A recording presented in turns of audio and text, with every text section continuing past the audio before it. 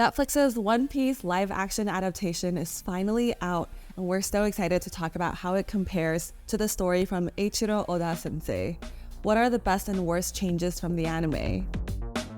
We are saying changes from the anime and not the manga because, full disclosure, I've only seen the anime and have not read the manga. Do I need to make an apologetic face? And to be transparent, I've seen the first 5 arcs of the East Blue Saga up to where the live-action adaptation adapts, and will be making my comments based off of that.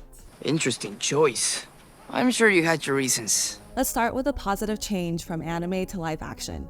The most notable one, I would say, is that there were more scenes showing the Straw Hats interacting with each other. That's not to say that the anime didn't feature our main characters, of course, but watching the 8 episodes of the Netflix series, I felt like there were a lot more scenes showing their dynamics, and I absolutely loved it. Giving us the hard sell, huh? We already knew from the teasers that the casting was a huge highlight of the adaptation, and every scene with the Straw Hats interacting with each other was just gold. Take Sanji meeting Nami for the first time at Baratie. Yes, the anime also shows him instantly being struck by her beauty. Something wrong with your eye? Just blinded by her beauty. But I was screaming at this longer version in the adaptation with Sanji flirting with Nami and watching the other Straw Hats' reactions to it. Skylar is fantastic in the scene. Something sweet for someone sweet. Everything about the scene was hilarious, from Nami's unimpressed response at his wink to Zoro's interjection, which brings us to Zoro and Nami's relationship in the live action. I'll bet you didn't have any friends as a kid. I had friends. I loved the additional scene of the drinking game between them, which also takes place at Baratie. They guessed things about each other and ended up sharing perhaps more than they set out for. Drink.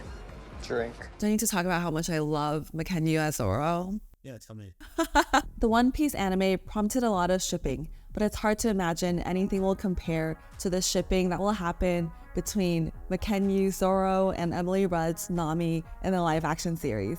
These two have so much chemistry together, and I'm just savoring every scene between them. Now you're talking. But let's talk about a bad change. I didn't want as much action in this show, and I actually remember texting my friend while watching the anime, talking about how dragged out the fight between Luffy and Don Krieg felt. But he only showed up for a brief few seconds, only to be defeated by Mihawk. I was like, oh my gosh, thank goodness, Don Krieg's here, but then never appeared again after 10 seconds. Such a disappointing final gambit. I did not love this change of reducing Don Krieg's role. His fight with Luffy actually showed a lot about Luffy's resilience, how he has faith in himself, and also played a huge role in Sanji deciding to join the Straw Hats. With that removed, it felt like a huge part of both Luffy and Sanji's character development was missing. The main antagonists for Baratie arc in the live-action series seemed to be Mihawk and Arlong. That's right, Arlong showed up at Baratie. I never thought I would say this, but I miss Don Krieg. Is it weird that I'm saying the next positive changes that they included? Cannibalism. And now for a positive change. Cannibalism. You don't even know me. Why would you do that for a stranger? Chef Zeph and Sanji's past really brought me to tears while I was watching the anime. Their relationship was one of the things I was most looking forward to in this adaptation, and for the most part, it did not disappoint. In the anime, Chef Zeph and Kid Sanji narrowly escaped a shipwreck. In fact, Sanji only survived because Chef Zeph jumped into the ocean to save him and in the process lost his leg. The two of them were stranded on an island for months and quickly began to starve, and the big reveal was that Chef Zeph had given Sanji all his food. The change in the live action is that after reaching the island, Chef Zeph gave Sanji all his food and, unbeknownst to Sanji, cut off his own leg and ate it to survive. This is actually what the One Piece manga showed, and I thought it was bold of the live action to include this because it makes the entire series darker, and I think also adds an extra layer to why Sanji feels so indebted to Chef Zeph and has stayed at Baratie. In general, Netflix's One Piece felt less sanitized than the anime, and Chef Zeph eating his own leg so that Sanji could survive was a prime example of that. But I have to say, where was the scene of Sanji bowing to the ground as the Straw Hats were leaving so that he could thank Chef Zeph? That was the scene that had me bawling at 2 a.m. in the morning when I was watching the anime, and I was so hoping to see it in this version and to see Skylar act it out, but unfortunately, it did not happen. I owe you my life.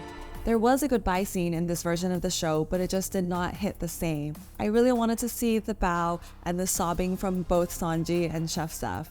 Thank you for putting up with my shit all these years, old man.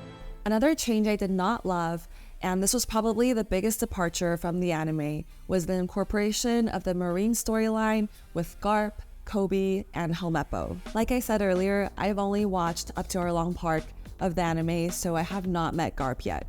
But he is the grandfather of Luffy and also a Marine Vice Admiral. And I really tried to keep an open mind about his story being moved up, especially at the cost of losing villains such as Don Krieg. There were a few things I did appreciate about this change. For example, watching young Luffy's resolve to become a pirate despite his grandfather's wishes, watching Kobe become his own person, and even watching Kobe bond with Helmeppo. Yes. And I do see the appeal of having one antagonist across multiple episodes so everything does not feel so segmented.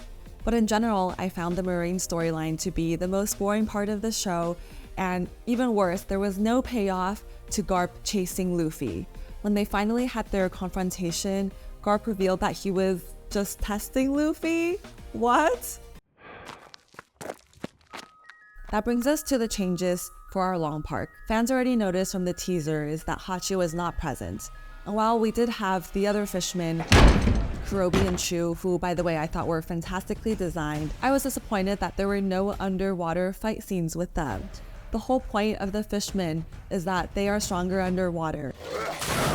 The result was that while we did have the fight between Arlong and Luffy, Zoro and Sanji took a backseat in this arc, which is especially unfortunate for Sanji because he did not have his fight with Gin earlier either. I'm glad we did see Usopp fighting Chu and Usopp showing some of his resourcefulness, but that also felt short. And one of my favorite scenes in Arlong Park was Nami stabbing Usopp and the viewers not knowing where her loyalty lies.